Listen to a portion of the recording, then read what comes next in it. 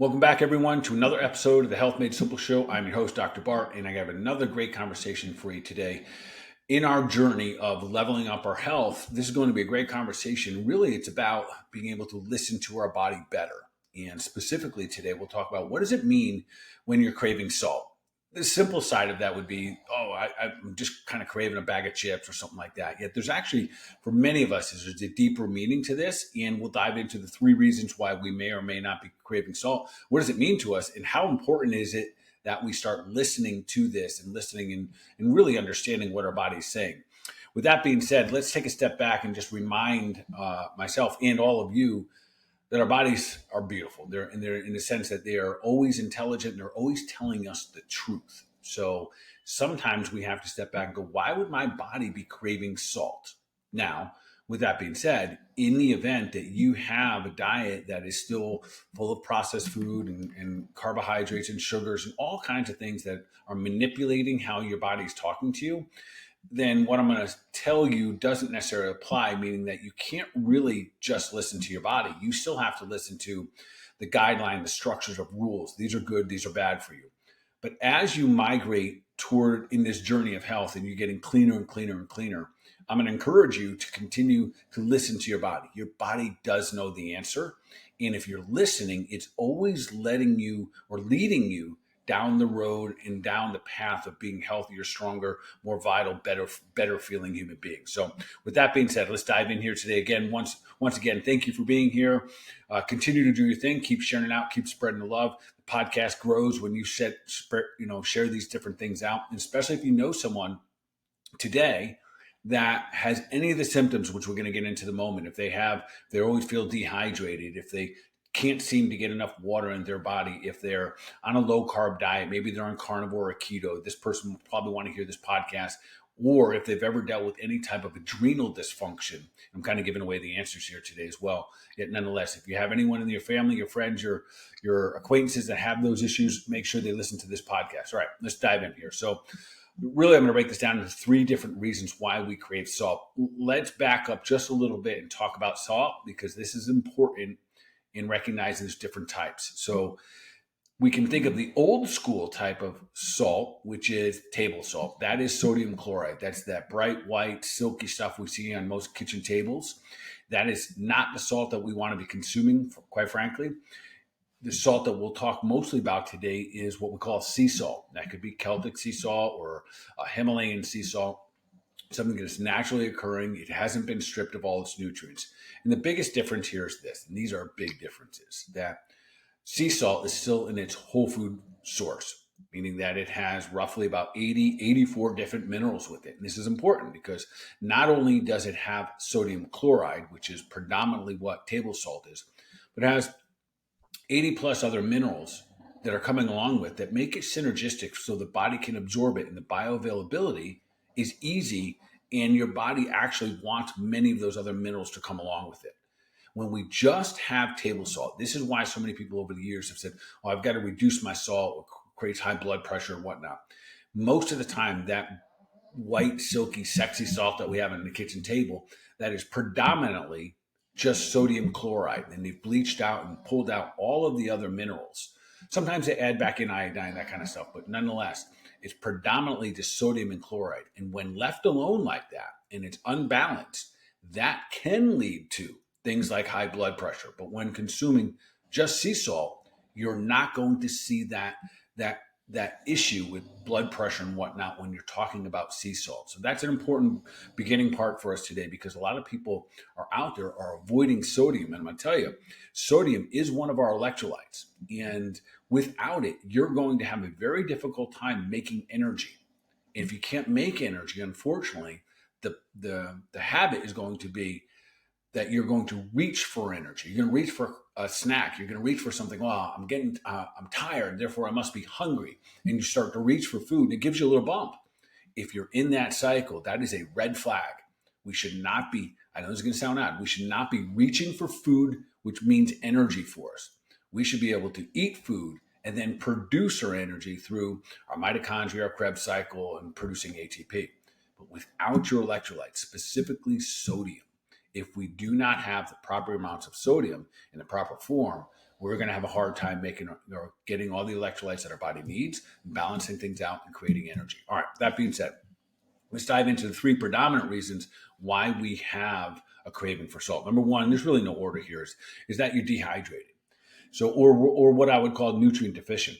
In the event that you're drinking, even if you're drinking a lot of water, and sometimes your water consumption can actually be creating your electrolyte imbalance. I know that sounds kind of odd. So water, think of it generally as the best use for water, quite frankly, the human body is to flush and flow. It's to help get things moving through the body. So we are more like a river than we are a pond. They can help with our energy state. They can literally help clean out toxins, get rid of things that don't need to be there, increase the lymphatic flow, etc. The challenge here is that the more water you bring in, the more you're going to pee, the more you're going to urinate, and therefore the more that goes out. And out with your water is going to leach out inevitably some of your electrolytes, which are sodium, potassium, chloride, magnesium, and calcium. And those are your primary ones. If we look at the word electrolytes real quickly here, this is important. Think of electrolytes as turning on the electricity. So if you become depleted in any one of those, we've talked a lot about magnesium. If you become depleted in any one of your electrolytes, your electricity is now going to be dimmed down. You're going to have less energy in the human body.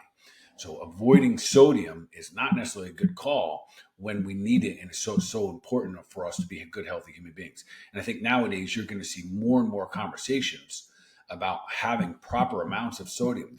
There's a very intricate system, what we call a sodium potassium pump in the body, where we must get the proper and adequate amounts of sodium and potassium.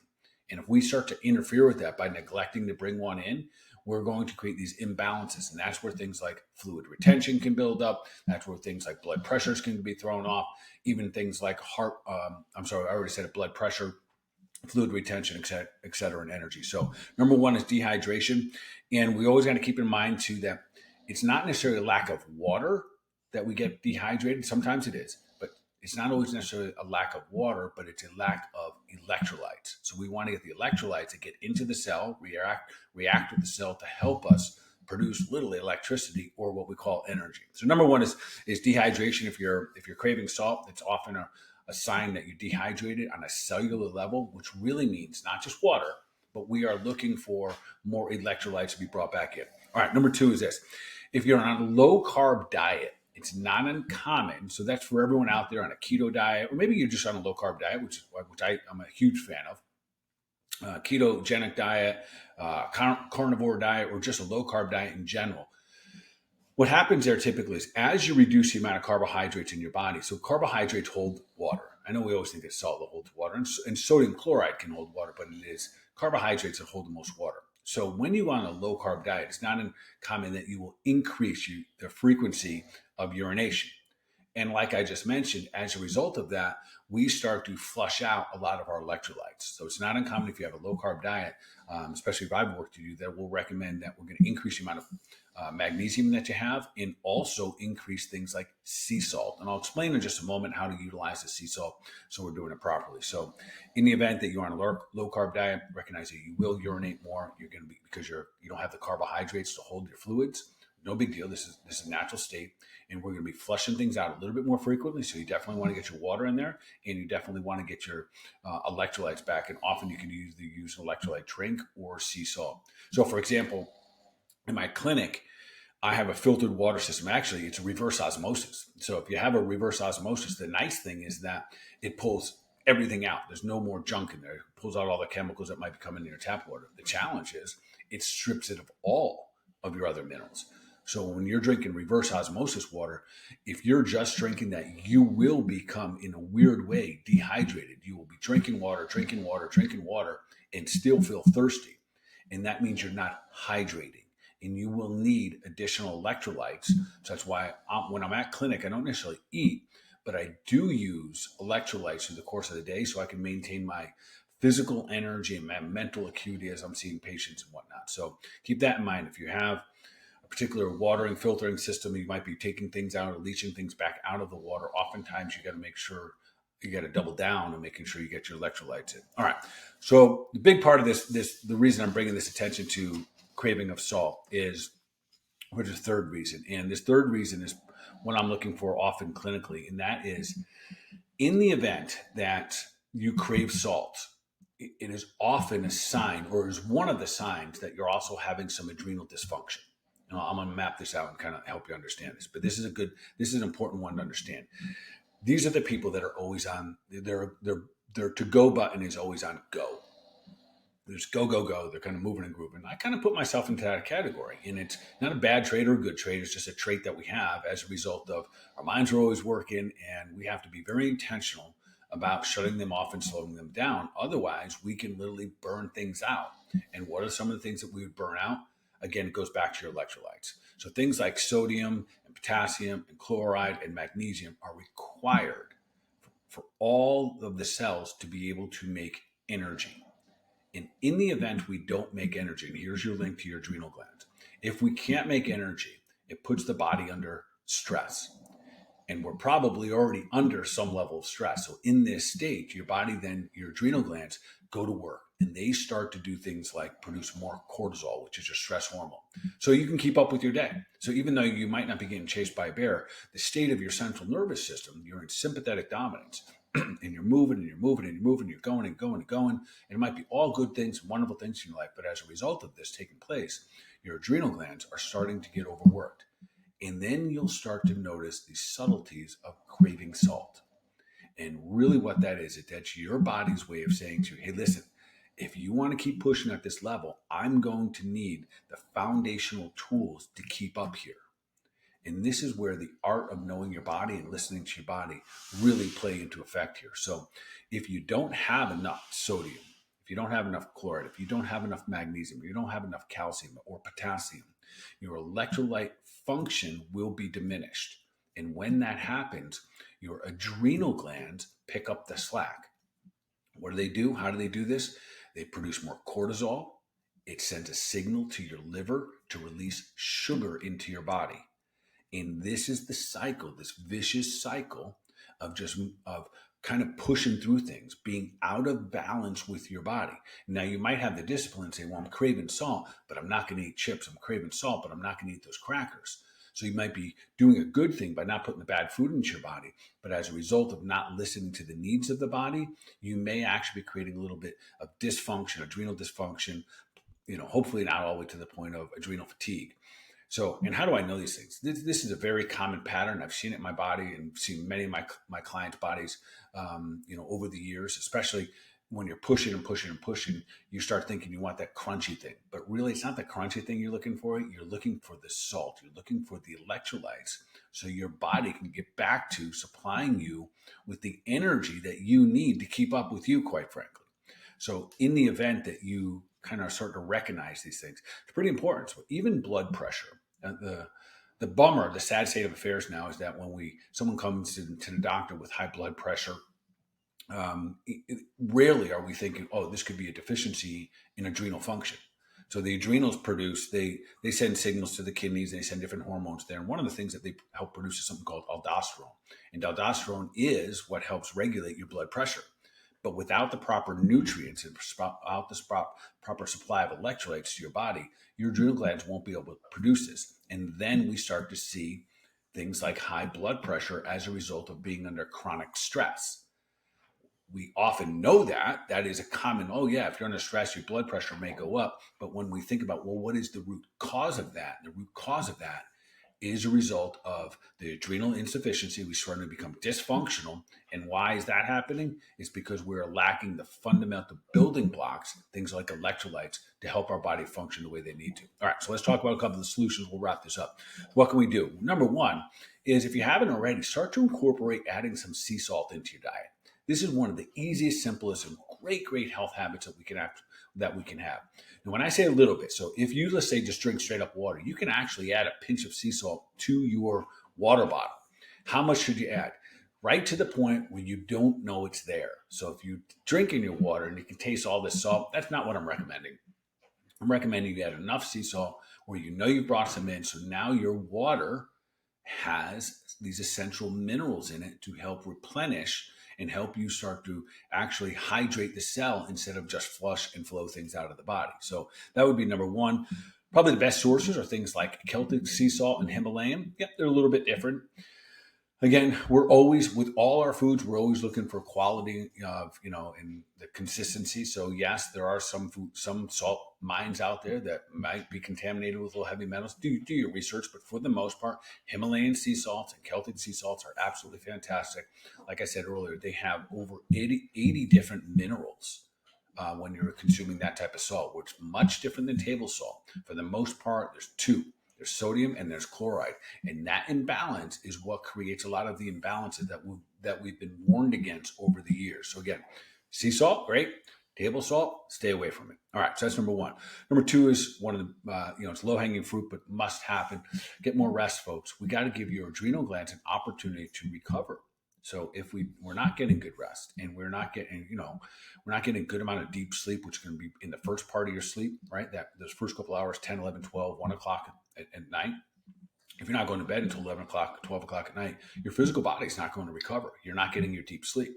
So you're going to wake up a little more tired. You're going to be looking for outside sources of energy, most likely. So again, managing and monitoring your sleep is going to be a huge one. We can't overlook that, because poor sleep creates poor humans. Three, I kind of mentioned this the whole time here, electrolytes. Make sure that you are, for most people, I recommend on a daily basis to get some electrolytes, especially if you're the individual who likes to get up and go mentally, physically, whatever it may be. If you're using your brain a lot, you're sitting at a computer screen all day long, you're consuming foods, alcohol, whatever it may be, get your electrolytes back in. Electrolytes create the electricity that we consume and we feel as energy. So it's very common through the course of my day. I'll be, 17, 18, maybe 19 hours into a fast. I get an electrolyte drink and I feel like I've been reborn. So allow your body to have the tools that it needs, the foundational tools that it needs to make sure that you can turn your electricity on. Next is supplementation. This is where I find for a lot of us, this is kind of important as a result of a lot of times we become deficient. And I'm going to keep this simple for you. I go in two directions here. One, I use a product called Drenamin. Drenamin is one of my favorite for anyone out there that's just always pushing the envelope on how fast and how far you're going. Drenamin is essentially like a whole food multivitamin for your adrenal glands. We'll put that in your show notes for you today. Typically, it's just one of them twice a day. They're kind of big pills, but nonetheless, this will support your adrenal glands, making sure they have the nutrients that they're going to need to keep you up to par with your lifestyle. The second, often will incorporate an herbal tonic. We call this an adrenal tonic. Without going too far into that today, but it has things for your immune system like echinacea. It has rhamania in there, ashwagandha to help balance cortisol levels, boost up some thyroid function, balance out your testosterone. And then it also has what's rhamania, echinacea, and then a little licorice root as well. So an adrenal tonic along with Drenamin might be one of the absolute best ways. If you notice that you are craving salt regularly and you think it's a result of just kind of always being on the go, you're pushing your body mentally, physically, whatnot. Adrenal support could be your ace in the hole when it comes to sustaining your energy and making sure that you're not beating your body down. Breathing, the ability to exhale slowly, very important in this situation. If your body believes it's always under duress and stress, it's going to release the hormone cortisol, which is going to mean your adrenal glands have more demands on it. And then all the other fundamental things. We can never escape the fact that being able to shut things off, being able to balance things out. Maybe you need a yoga class. Maybe it's a walk on the beach. Maybe it's just time with your dog without your phone around. Being able to shut things off so we can listen to our body again. Ultimately, our ability to listen to our body will determine a lot of our longevity. All the strategies will fall in place when we become great listeners. All right, folks. So hopefully this is another tool that you can use to continue to level up yourself. I appreciate you being here today. Hopefully this lands in a good place where you'll be able to continue to use these tools to level up your own health and hopefully the health of other people. Keep doing your thing. Keep sharing it out. Keep spreading love. And we will see you on the next episode. Take care.